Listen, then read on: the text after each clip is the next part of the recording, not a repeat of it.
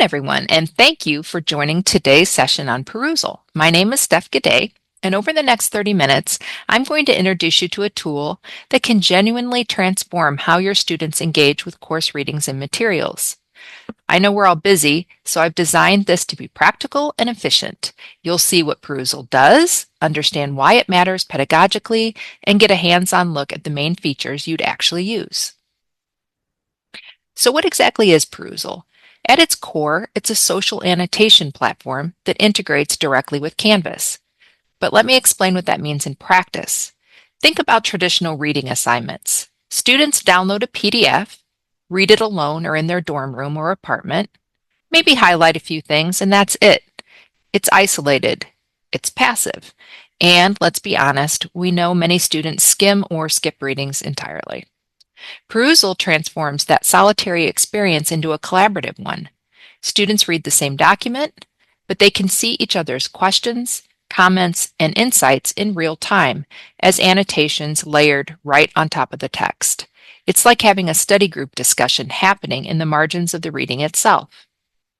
Here's what makes it particularly powerful. Perusall uses AI-driven analytics to track not just whether students participated, but the quality of their engagement. It can auto-score based on factors like thoughtfulness of comments, interaction with peers, and whether students are addressing confusion points. This means you get meaningful data about student learning without manually grading every single comment. And because it integrates with Canvas, assignments sync automatically, grades flow into your gradebook, and students access everything through the platform that they already know. Here's how we'll spend our time today. First, I'll discuss the pedagogical research behind why this works. Then I'll give you a live demo of the core features, both what students see and what you control as an instructor. I'll share some best practices and we'll leave time at the end for your questions. By the end of this session, you should be able to decide whether Perusall might work for your courses and how to have a clear sense of how to get started if you're interested. Before we dive into the how, let's talk about the why. I want to ground this in actual pedagogical research, not just hype around a cool tech tool. Multiple studies have shown that social annotation significantly increases student engagement with readings. In one study published in the journal Educational Technology Research and Development, courses using Perusall saw reading completion rates jump from around 60% to over 90%. That alone is remarkable. But it's not just about compliance, it's about comprehension. When students annotate, they're actively processing information. When they respond to peers, they're negotiating meaning and clarifying misunderstandings. This aligns perfectly with constructivist learning theory. Students are building knowledge through social interaction rather than passively receiving it. There's also the practical benefit we all care about. It reduces that frustrating phenomenon where you come to class ready to discuss a reading and students either haven't done it or can't remember anything about it. With Perusall, the discussion has already started before class. Students arrive having already engaged with the material and with each other. The AI scoring component also addresses a common concern. I don't have time to read and respond to hundreds of student comments. You don't have to. The system provides baseline scoring, and you can intervene where you see the need, focusing your time on students who are struggling or facilitating particularly substantive discussions. Perusall works beautifully in different course formats, but the way you leverage it might be different. For in-person or hybrid courses, Perusall is ideal for pre-class preparation. If you're using flipped classroom models, this is gold. Students do the foundational learning through reading and annotation before they arrive, so your class time can focus on application, discussion, and higher order thinking. You can even review the Perusall conversation before class to see what confused students and target those areas in your lecture or discussion. For fully online courses, Perusall addresses one of the biggest challenges, building community and interaction. Asynchronous discussion boards can feel stilted and disconnected, but when students are annotating the same text, responding to each other's questions and context, it creates a more organic sense of collective learning. It's particularly valuable for online students who may otherwise feel isolated. Perusall can support many different learning outcomes. First, critical thinking. When students annotate, you can prompt them to question, analyze, and evaluate, not just summarize. Questions like, what assumptions is this author making? Or how does this evidence support the claim? Push students beyond surface reading. And when they see peers offering different interpretations, they have to engage with multiple perspectives. Second, collaborative learning skills. In most professional contexts, people work together to solve problems. Perusall teaches students how to build on others' ideas, respectfully disagree, and collectively make a sense of complex information. These are transferable skills that go beyond any single course. Third, self-regulated learning. Because assignments have deadlines and students receive their feedback on their engagement quality, they learn to monitor their own comprehension, identify confusion points, and seek help either from peers or from you. The analytics help them see their own patterns over time. The key is being intentional about how you design assignments to target these outcomes. Perusall is a tool, and like any other tool, its effectiveness depends on how thoughtfully you use it. All right, enough theory. Let me show you how this actually works. I'm going to walk through a few features of Perusall, but we need to understand this is just a very quick overview. You are welcome to join us for our learning lab tomorrow if you would like to have either Sarah or I individually work with you to set up Perusall in your course. Okay, so I'm going to start in Canvas. I'm going to be moving back and forth between Canvas and Perusall. In Canvas, if you want to use Perusall, which is a tool that's already been integrated into our Canvas, you have to first enable it. To do that, we go to Settings, we go to Navigation, and then we scroll down here to look at the items that are not enabled, and we simply find Perusall, click it, enable it, which sends it up to the top. We'll then go down, be sure we save, and now you will see it appear in your course navigation. So the first time that you click on Perusall from within inside your class, it's automatically creating a link, a relationship between Canvas and Perusall. I've already set our class up, or set up this class that I'm demoing here.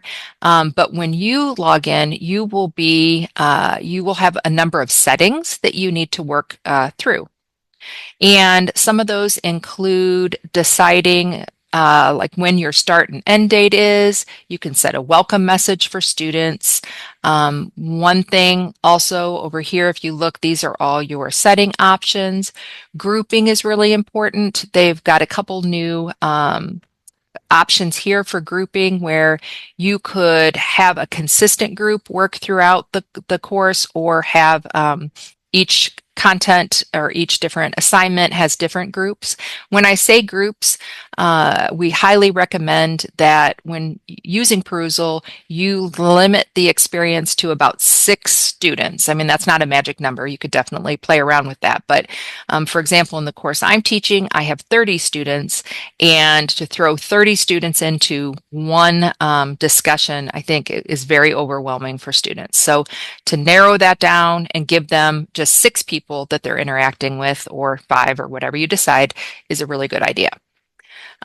Over here, you also get to set the scoring. So there are some certain settings that you can use that determine how the grades get passed back into your Canvas gradebook.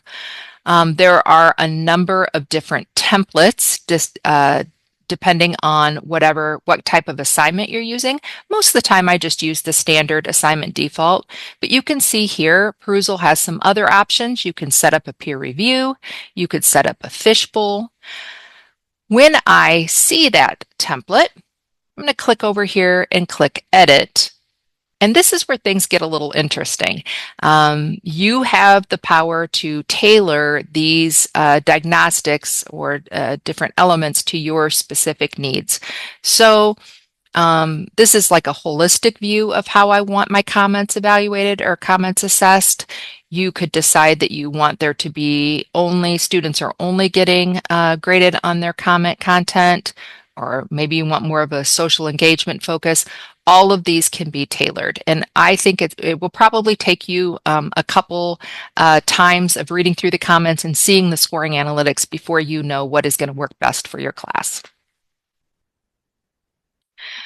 Okay, so one other thing that you're going to get asked when you are setting up your course is a fee.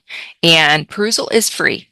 And but they also will suggest that you have your students pay an access fee. They suggest $15, which I think is really fair for a semester, especially if your students are going to be using it quite heavily. This money goes directly, I think, to Perusall for supporting creating resources and making this really cool, robust tool. But maybe the first semester, if you're not sure how much you're going to use it, only a couple, maybe for a couple assignments, you decide not to have your students pay money. That's up to you. Okay, so when I get in, the first thing I'm going to do then is start building my library. Here is where you add the content that you are going to want students to interact with. So you'll see I have a couple different articles that are uploaded. These are all the options of the cool things that you can work with in Perusall. So you can upload a document, a page directly from your Canvas site, which is what I'm going to demo next, a web page. You can do videos. You can have students annotate podcasts. There are all sorts of options. One thing I want to point out is you can actually have a book loaded in your textbook. So I actually used this option for my Women's Gender and Sexuality Studies class last semester, where I had students adopt their textbook through Perusall. So they would pay the money and it goes to the publisher and everything, but through Perusall. And you get a number of options that you can choose for different access times, etc.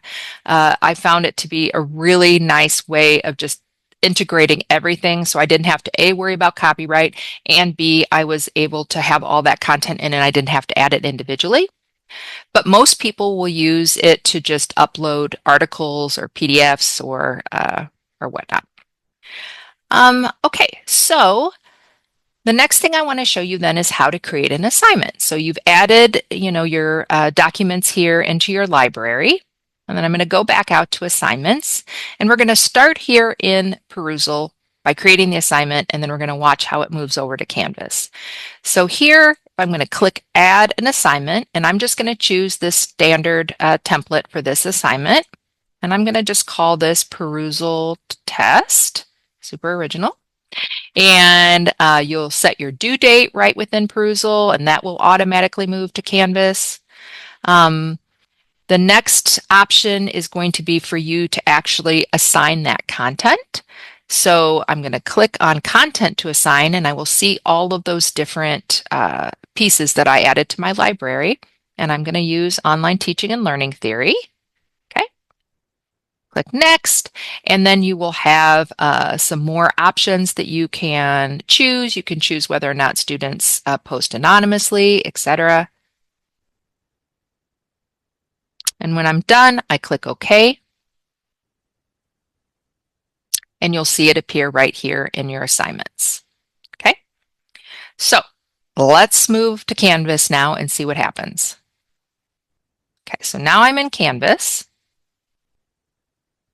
And I need to create an assignment in Canvas actually add an assignment in there so that students can actually access that specific reading, not just Perusall broadly from their menu. So I'm going to go to Modules, because this is how we add assignments. And right up here for my module, I'm going to click plus. And here, when I look, I'm going to see it, fingers crossed, on my list of assignments. Okay, so I'm going to select, remember we called it Perusall Test, it's already in there, and I'm going to click Add Item. Now, you can go in, see it brought that due date in that you had put into Perusall. I'm going to go in here and I'm going to make some edits. I want to click on Edit Assignment Settings. It's always going to launch you right into Perusall. This is what students will see. I'm going to come back. And when I come in here, then I can change the point value. So Perusall automatically is going to calculate your assignments on a scale of 0 to 3. I typically like to give it a little bit more weight because I feel like students will ignore a 3-point assignment. So I'll do my 30s. A 30, you don't have to have a multiple of 3, but in my limited math brain, that makes the most sense. Okay, and then I'm just going to scroll down here and I'm going to click Save. So now when students come in to this assignment, they're automatically going to be pulled in here to this page and able to start making their annotations. All right, so let's go back. I want to show you then what these annotations will look like. This is an assignment I used for my fall online teaching cohort, and with the lovely permission of my participants, I can show you their work here. If I look out here, the first thing I'm going to do is as the instructor, I'm going to open, and this is what students would do as well. So this was an article from Inside Higher Ed that I demoed for faculty to be able to use the tool. Now, one thing I love about Perusall is that you are able to pre-populate the reading with your own annotations. So, and we'll talk about this a little bit in best practices, but for example, here, this isn't a great question, but I added, why is group work important to the online experience? So right away, I can place questions strategically throughout the reading that either points direction or points attention to those different aspects of the reading, or maybe shows a little bit about my own reading process, the questions I'm asking. To add an annotation, it's super simple. You just highlight in the text whatever it is that you want to call attention to. Okay, and then when you let go of your cursor, you are going to see over here all of the options for entering your comment. You can add text, you can add emojis, you can add GIFs, my favorite. You can add images, create links, embed, add videos. There are so many options here for how students can interact with the text. You would just type your comment here. If you want to call attention to or direct your comment at somebody in the discussion, you would just click at, and here I can send it right to Alyssa, and then I post my comment. So Alyssa is going to get a notification that that she got a specific comment. Down here, I want to show you what a dialogue. Oh, here's a good example of a post that includes a GIF. Fun. Here's a nice example of what a dialogue starts to look like. So here, Noelle made a comment and marked a point in the text, and Alyssa then came back and read her comment, was reading the text, and interacted directly with Noelle. So it isn't just a one-way conversation. This is when they start to build on each other's ideas.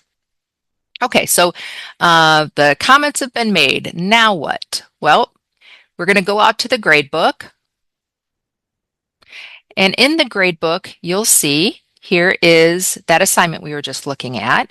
And then you're going to see the different grades out of 3 that the analytics, the AI tool provided initially. So that's the first scan.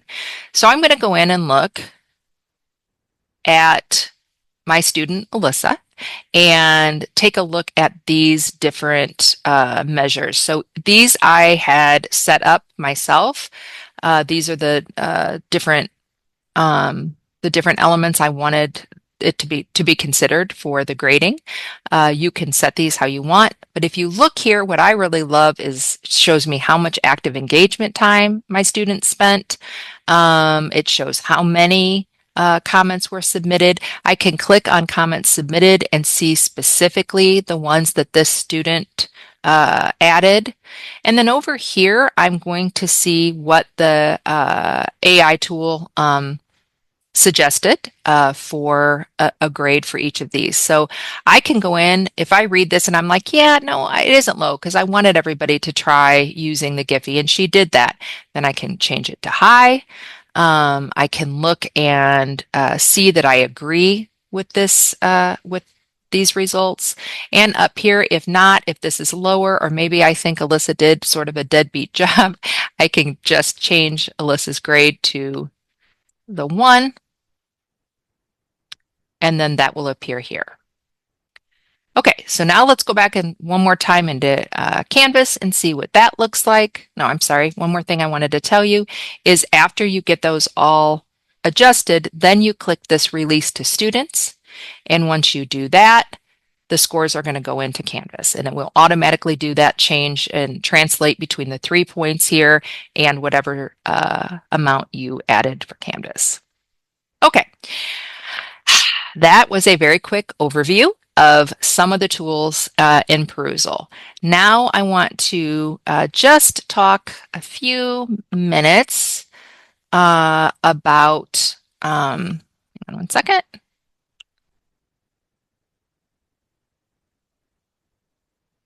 Okay, about best practices.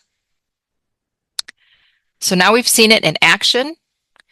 So here are some things to think about when you're using Perusall. The single most important thing you can do is set clear expectations up front. Don't assume students will automatically know what constitutes a good annotation versus a superficial one.